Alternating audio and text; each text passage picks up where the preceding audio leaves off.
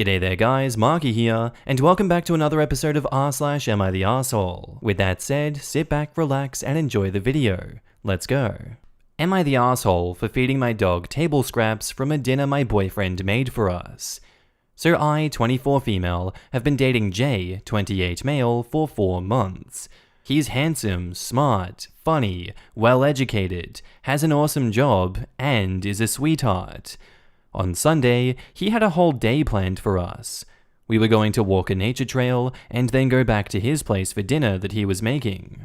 I was so excited because it was going to be the first time that I'd be at his house. Since we were hiking, he said I could bring my dog Shelby with us. He made us a roast and some vegetables for dinner. I finished my plate before Jay did, and I took it to the kitchen. There was still about half the roast left, and it was close to Shelby's dinner time.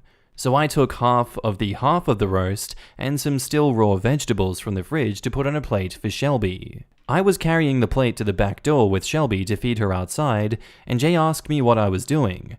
I told him feeding Shelby. Jay said something like, well, that's not dog food. Jay knows that I mainly feed Shelby a raw diet. I opened the door to put the plate down for Shelby, and Jay got up, took the plate away from her, went to the kitchen, and came back with it wrapped up in tinfoil, and he told me to leave. His excuse was that he made dinner for me and him, not me, him, and my dog, and that I should have asked before I helped myself, since he would have used his leftovers. I did leave, but not before telling him that he made that meal for us, so I could do with some of it as I pleased, and he knew damn well how I fed Shelby. I tried talking to my friend about it later that night, but she said that Jay was right to be upset. But this friend has never really approved of how I treat my own dog, so I feel like she was probably a bit biased, and the wrong person to ask. Am I the asshole for just feeding my dog like I normally would? Clarification, she does not get restaurant food daily. I eat out maybe 4 times a month. If what I eat is dog safe, or the restaurant makes food for the dogs on request, then I bring some home for her. Shelby's daily meals are a bit of brown rice, raw vegetables, and ground chicken hearts and beef livers. The hearts and livers are boiled just enough to kill bacteria, and that's all with the approval of Shelby's vet. I asked Jay how he prepared the roast so I could know if it was safe to give her. And that's why I also got her fresh, unused vegetables from the fridge. And now in the comments, yes, you're the asshole. Your now ex-boyfriend made a special meal for you. You took a large hunk of that special meal and you gave it to your dog. Not only that, but you did so knowing that it would upset your now ex-boyfriend. You should have just brought dog food to feed Shelby. You should not have fed Shelby with people food, and you should particularly not have fed your dog with the special dinner that your now ex-boyfriend prepared for you. It is wholly irrelevant that Jay knows that you mainly feed Shelby a raw diet. I guess you haven't been grocery shopping lately. Roasts are expensive. Groceries in general are expensive. You didn't even bother to ask if he minded if you feed your dog. You aren't entitled to food that you didn't pay for or make. Yes, and OP also helped herself to the veggies in his fridge that he hadn't offered or prepared. Even veggies have gone up in price. The entitlement is astounding. Helping yourself to the contents of someone else's fridge the first time you're at their house is pretty astonishing too. I get that they're dating, but I would definitely ask until I'd feel at home at their place. And that would not be during the first time that I'm there. You're the asshole. A quarter of a roast is not table scraps. How is the fact that you mainly feed your dog a raw diet at all relevant? Also, holy entitlement Batman, at you made that dinner for me so I can do with it as I please. By that logic, it would have been perfectly acceptable to flush it down the toilet. You're the asshole, OP. A roast with seasonings and probably garlic is not fit for a dog to eat, and is nowhere near raw. It's also not recommended to feed a raw diet at all. I've heard that from many vets. And also, roasts are frickin' expensive. He put a lot of thought and effort into making this meal for you, and you showed extreme disrespect. I definitely suggest that you talk to your vet about finding a better diet for Shelby and learn not to be so greedy going forward. And now on to the update. I accept that I'm the asshole for what I said and did to Jay. Some of these responses were harsh, but I see now how and why I was entitled. Thanks to the people that responded to the actual issue. Others going on about her diet. Thanks for the concern. But I came here to ask about Jay, not get into a debate about dog foods. Shelby has been on her diet for 6 years and is a healthy and active puppo. That's all I and my vet need to know. As for Jay, I apologized to him and he did accept my apology, but he broke it off. He said it was the last straw for him over me doing things without asking first. He has talked to me about taking things off his plate or drink without asking first. I've tried to do better, but I keep slipping up. I didn't realize I was that bad about it, so I'm going to work on myself for the next guy. For people that said not going to his place for 4 months was a red flag, that was my decision that he respected. I don't want to go to someone's house or them know where I live the first few months of dating and getting to knowing each other. Now in the comments, y'all missed the best comment by her. This is behavior that she learned from her father, who would call it table scraps and then use it all to go feed his chickens. Fascinating. I've met people from families who turn their noses up at leftovers. Like food originally prepared a couple of days before is now beneath them and not worthy of human consumption. I wonder if OP was from one of those types of families. Leftover snobs miss out on so much. There are so many meals that are objectively better as leftovers. Lamau, wait? He already talked to her about taking food from his plate? I'm impressed she's actually posted this update. Her comments were full of deflection, and she never acknowledged her actual faults in them. The dog only eats organ meat as a protein source, except for roasts or specially prepared meat from a restaurant.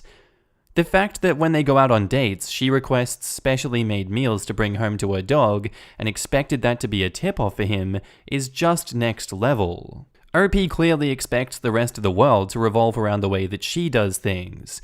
It's just the absolutely entitled and bonkers way that she does things.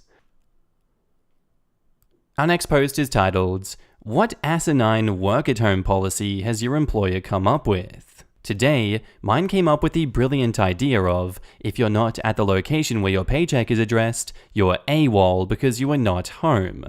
That's gonna suck ass for those single folks who periodically spend time over at their significant other's place, or for couples that have more than one home.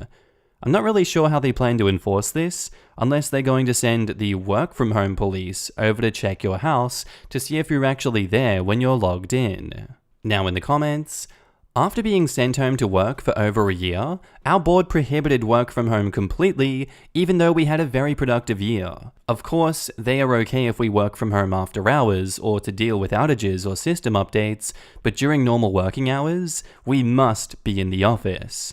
The funny thing is that we're not required to work after hours, so I guess I'll just stop and save all my updates and troubles for normal business hours while working at the office. Not allowed to work from home? Sets DND during on-call because answering the phone is work. No working from home, I need you in the office every day. Where is everyone else on the floor? They're working from home. Me, various curse words getting stopped by my filter. And now on to the update. You can't make this crap up. So a while back, I posted this thread about this stupid policy that my employer has enacted, where work from home means that you have to work at your HR registered street address. And now, in the words of Paul Harvey, it's time for the rest of the story. So today I found out why this policy was enacted. A few weeks ago, in a meeting with HR, the HR rep made a comment about the policy being enacted because people weren't working at their houses, but they were taking vacations, unapproved, and working while on vacation. Digging around a little with my friends high up in Central IT admin, it seems that a senior administration official who never uses a computer was participating in a Zoom meeting. In the Zoom meeting, one of the participants was apparently at the beach participating in the meeting remotely. Except she wasn't. She had her Zoom background set to the tropic theme with the palm trees and ocean in the background. The moron thought that she was participating remotely from Aruba or some crap. He wanted to bring her into HR on disciplinary charges, but didn't know her name because Zoom has pretty pictures of you and he didn't get her name. Or maybe because she had edited her setup to just show her first name. Who knows? Based on that, the wheels start grinding where we need a new policy where everyone has to work at home when they work from home, or you're considered AWOL. When someone finally realized what happened and brought it to his attention, senior IT people got involved, which is how I ended up finding out about it. They explained the Zoom background to him, and rather than admitting his mistake, he doubles down with how the policy is necessary and becomes even more vested in making it a reality, rather than admitting his mistake and looking like a complete moron. No, I'm not shitting you. This is not urban legend territory. I would laugh if it weren't so stupid. Edit. I'm wondering if I can use this new policy to my benefit when I am on call. If I can't work from anywhere other than my HR registered street address, or I'm considered AWOL, I guess this means that when I'm on call and not home, I do not have to answer my phone and emails, since I would technically not be working at home. Then again, dipshit administrator may decide that this means that you can't leave your house when you're on call. And now in the comments, obviously, make a background of your workstation at home, and then go to the beach and use it. I made a Zoom background of a video of me sitting in front of my computer looking interested and occasionally nodding. I did this too, for fun. You need very subtle movements and neutral expressions. The loop won't be long, so nodding will likely make you look like a bobblehead doll. Someone needs to use the outer space background and really blow this administrator's mind. Or the cat filter, but then they'd have to explain to the administrator that they are not a cat. One could argue that if you're on call and cannot leave your house, then you're in a wait to work scenario, and they would have to pay you for the full time that you're on call. Malicious compliance, constantly update your address with HR anytime you need to go somewhere in case you have to work while there.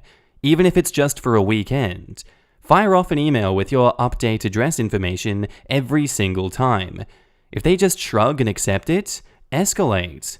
Going to the movies, new address. Shopping, new address. Visiting your mum for a few hours on the other side of town, new address. Our next post is titled, "Am I the asshole for refusing to resign just because I'm a pole dancer?" I, 25 female, started a new job in a rather big company 3 months ago. I really enjoy the work I do, and I get along great with my colleagues. I'm also a pole dancer. Not the stripper type, although I don't see anything wrong with that. Our group can be booked for shows, and we compete as well. It's a great workout. I should also mention that it's in no way sexual.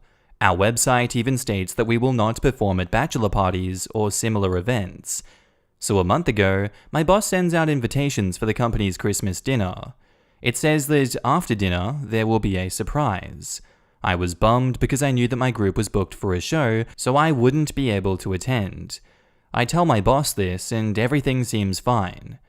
So last Friday was the day of my show and the Christmas dinner. I get to the show, and as we go out on stage, I see that we're performing for my company. No big deal, I'm happy that I get to catch up with everyone after the show. So the performance is over, and everyone seemed to love it. I change and I go say hello to everyone. People tell me how much they enjoyed the show, and I thank them. And then my boss asks to speak in private. He is fuming and says that I'm fired, and he can't have tramps represent the company. I'm really taken aback because after all, he booked the show. He tells me it's unprofessional and that he's disgusted a smart woman with potential like me would lower herself to something like this. I'm planning on going to HR about this because I refuse to accept being fired. I think it's not justified because A, I'm good at what I do, and B, I never made a secret out of what I do in my free time. One quick Google search would have been enough to find me and my group. Now in the comments, not the asshole, but this says a lot about the surprise he had planned for the company's Christmas dinner. If he thinks that pole dancers are tramps, why on earth did he book a group of pole dancers for the company Christmas dinner? If he can't have tramps represent the company, then why did he hire tramps for the company Christmas surprise? This is a total double standard. This is what you need to say to HR. If what you are doing is so unprofessional, then your boss shouldn't have made it a part of the holiday dinner. Good luck. I think he just didn't like being caught off guard. He didn't like that he was the one surprised. He felt like he wasn't in control. This, OP, say exactly this to HR. You are seriously not the asshole. Not the asshole. It's unprofessional for you to work at both companies, but not for him to have hired them to perform at his company Christmas party. That makes no sense. Also, damn, good for you. It's not unprofessional for someone to have two jobs unless they're in the same industries or otherwise in some kind of competition. It's not even clear that the dancing is a job in that sense. It could be more of a side gig. Oh, definitely. I was pointing out the hypocrisy of his statement that the side gig was unprofessional. Not the asshole. HR would probably love this. Can't really say that it's appropriate if he hired them, and make sure to mention that he called you a tramp. And now on to the update. So it's been a while since my original post, but some of you wanted an update, and here it comes. I went to speak to HR the Monday after the incident. However, it was almost Christmas, so I think they didn't really want to deal with the whole thing. I got to keep my job, but when I asked what they'd done about my boss, they said that a decision would take time. It was quite obvious that they just wanted to sweep it under the rug. That's how I started my Christmas break. I was sad, but then I became angry. So I scheduled a meeting with HR again and told them that I'd take legal action if they just let it slide. I guess that scared them a little because the next day, I received an official apology from my boss and 3 extra paid days off. I decided to accept this since I don't want to jeopardize my career with bad publicity. Still, I'm disappointed, and I decided to look for another job, which is going well. I have my second interview tomorrow. Now in the comments, amazing how the boss thinks this pole dancing is so bad, but he was the one who treated his employees to a pole dancing performance. It's not that he thinks it's bad, it's that he thinks it's beneath him and his employees. Pole dances are fine for him to enjoy, but not to work for him or be friends with. Pointing with the left hand while getting off with the right. She should have consulted her own attorney before going to HR. HR is not there for you. They are there for the company. She's lucky that it worked out as well as it did. As a person with a similar hobby as her, I feel the pain of people assuming it's sexual until they actually see you perform. So I'm just a little surprised the boss still thought that it was a sex act after the performance. I guess that says more about what he was staring at. Pole and aerial fitness is no joke. These men and women are strong. Yes, completely agree. I'm a stripper, and while a lot of the girls that I work with can do all the tricks that a pole dancer can do, the choreography is obviously different. Non-stripper pole dancing gives off more a Cirque du Soleil vibe. Also, people would be shocked to find out a lot of dancers do not spend a lot of time up on the pole while on stage. It's a whole different vibe. And that's where I'm going to end today's episode, guys. I do hope you enjoyed. If you did, let me know what you thought of it, and I'll see you in the next one. Bye.